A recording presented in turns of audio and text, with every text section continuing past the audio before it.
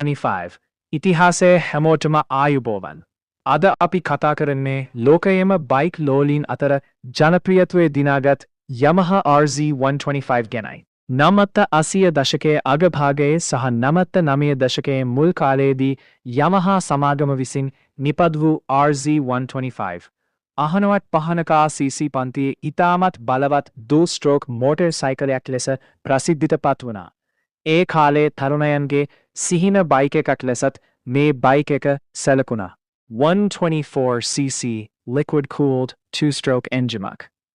6-speed gearbox එකක් සහ සැහැල්ලු chassis එකක් නිසා RZ125 එකට ඉතා හොඳ acceleration එකක් සහ වේගවත් ධාවනයක් ලබා ගන්න හැකි වුණා. Yamaha Racing තාක්ෂණයේ අත්දැකීම් පාරේ ධාවනය කරන බයික් එකට ගෙනාපු ආකාරය මේ බයික් එකෙන් දැක ගන්න පුළුවන්. පසුකාලීනව ලෝකයේ බොහෝ රටවල දූෂණ නීති දැඩිවීමත් සමග two-stroke motor රථ නිෂ්පාදනය අඩු වූවත් Yamaha RZ125 අදටත් බයික් ලෝලීන්ගේ හදවතේ විශේෂ තැනක් රැකගෙන සිටිනවා.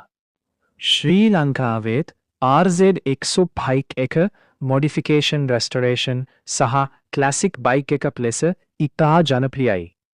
එහි සුවිශේෂී exhaust sound එක, වේගවත් power delivery එක සහ classic design එක නිසා අදත් RZ100 බයික් එකට විශාල ඉල්ලුමක් තිබෙනවා.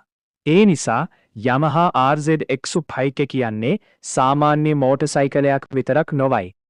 එය වේගය, ඉතිහාසය සහ two-stroke සංස්කෘතිය නියෝජනය කරන සදාකාලික නාමයක්